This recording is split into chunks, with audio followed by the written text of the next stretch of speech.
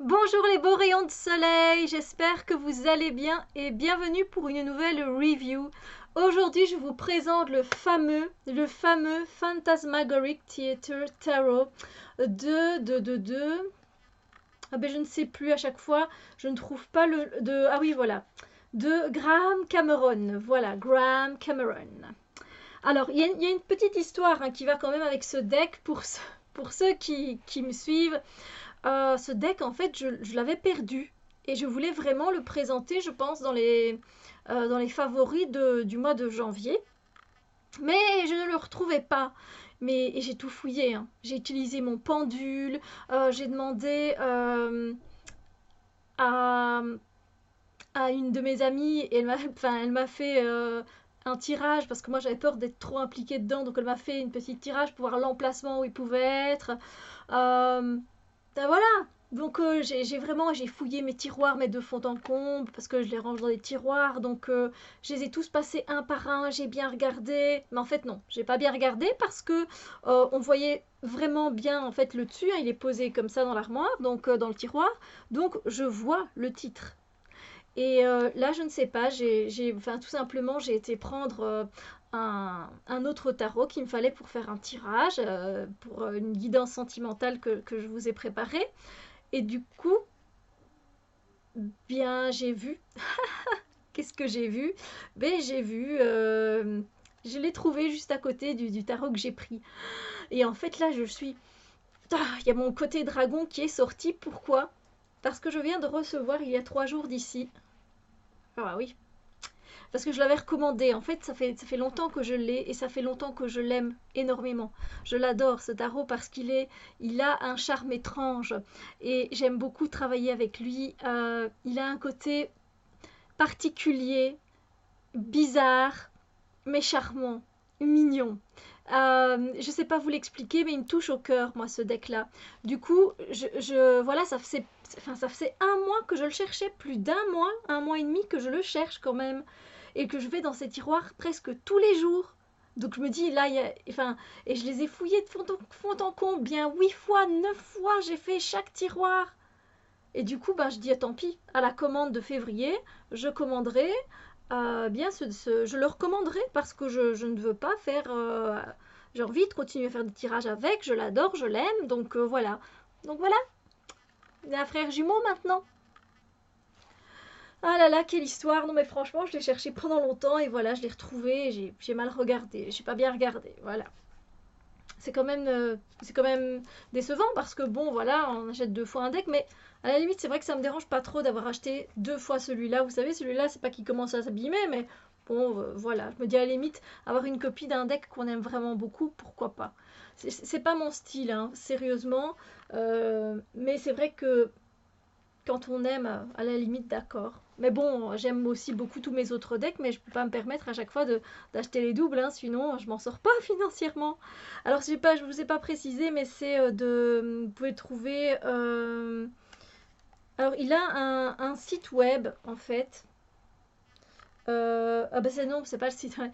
En fait, la maison d'édition, c'est US Game Systems, hein, donc voilà.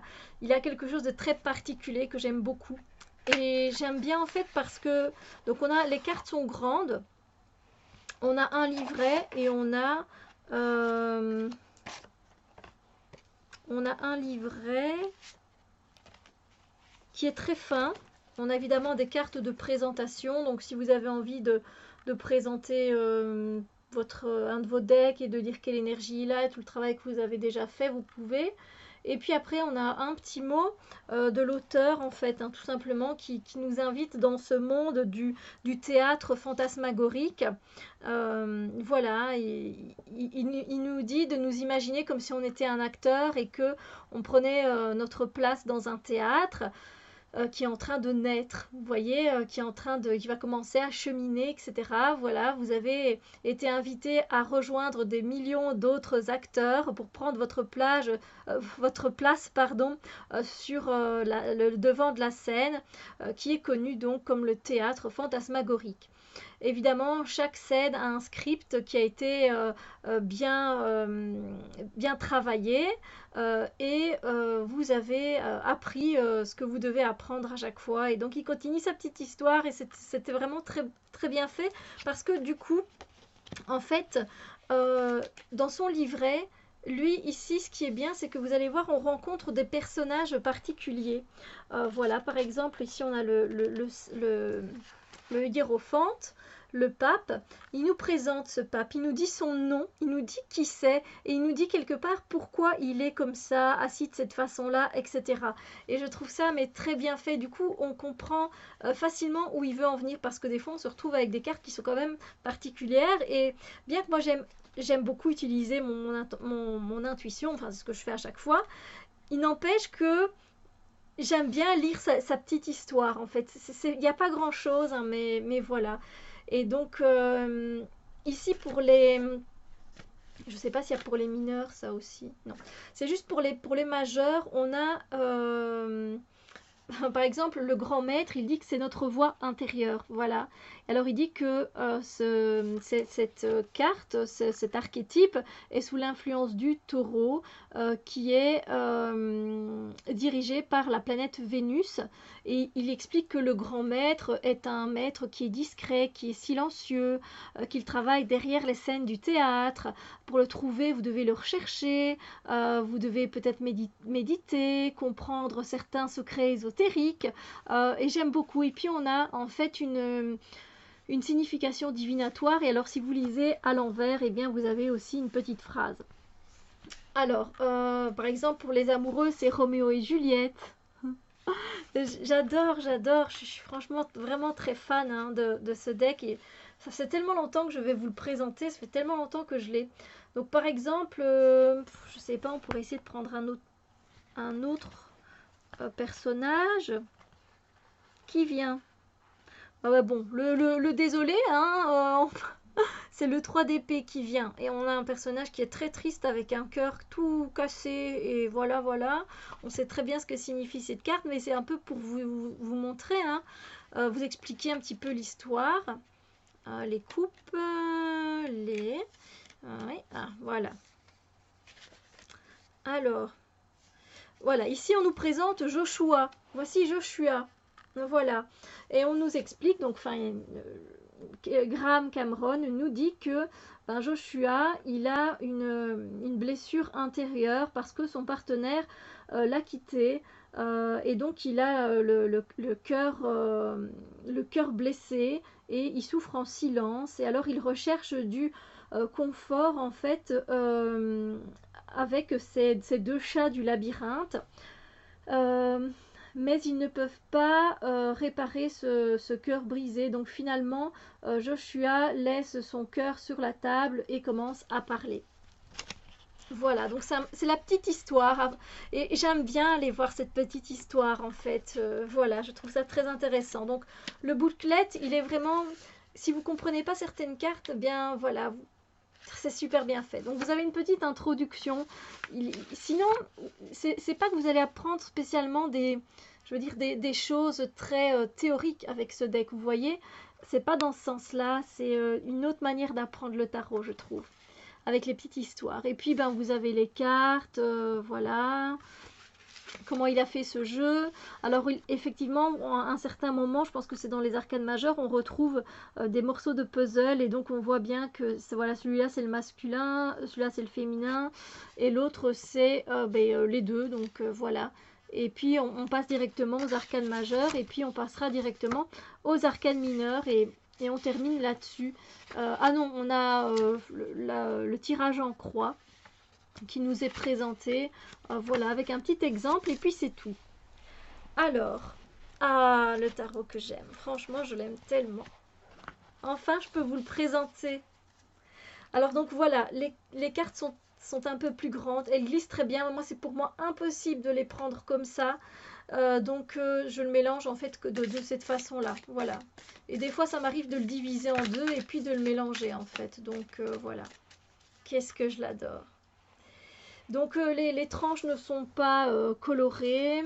Grande taille, ça c'est vraiment un petit peu ce qu'on pourrait lui reprocher, mais Moi, je lui reproche même pas.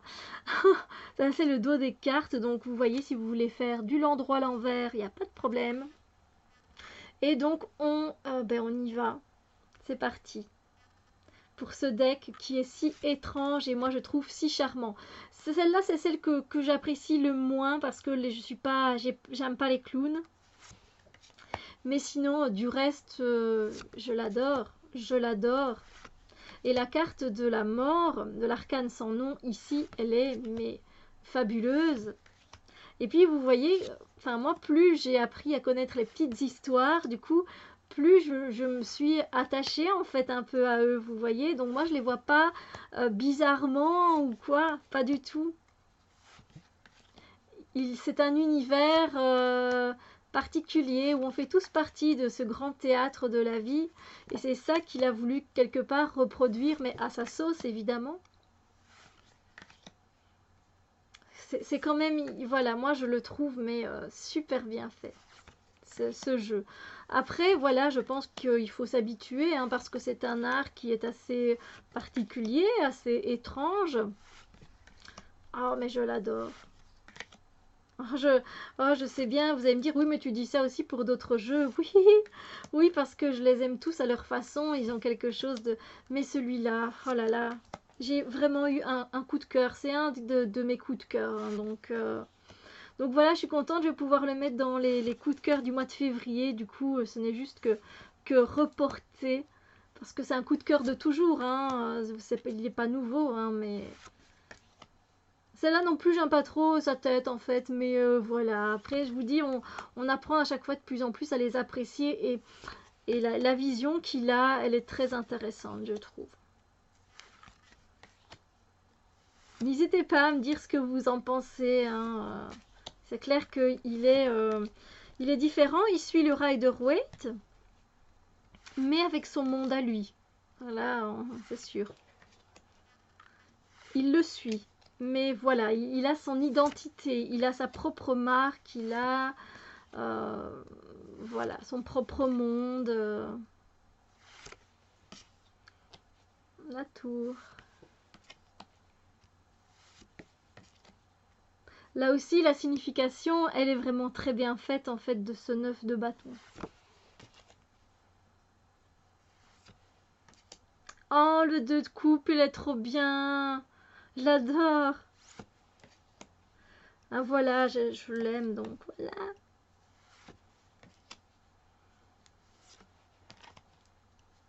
En fait, c'est pour moi, alors je vais pas le comparer au Deviant Moon, non, mais il a ce côté un peu étrange, bizarre, mais en plus coloré et différent, on est d'accord, hein, c'est pas du tout dans la même veine que le Deviant Moon au niveau de l'énergie et de l'atmosphère, mais il a un côté très imperfection où les êtres ne sont pas pareils, où ils ne sont pas photoshopés, où vous voyez, c'est plutôt dans ce sens-là.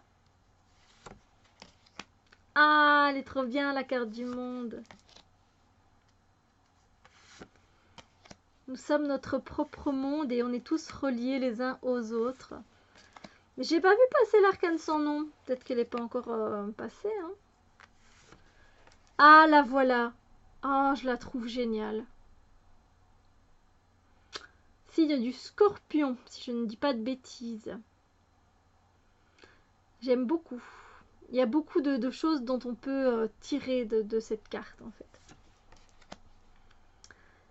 Ah là là là là là là, ce deck. Qu'est-ce qu'il me fait vibrer. Celle-là aussi, elle est particulière, mais quand on connaît l'histoire, en fait, ben voilà, on comprend et voilà.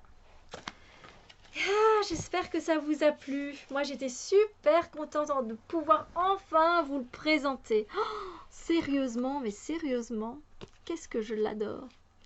Dites-moi ce que vous pensez, vous, de ce deck, si c'est pas du tout votre style, ou si vous avez du mal à accrocher, ou...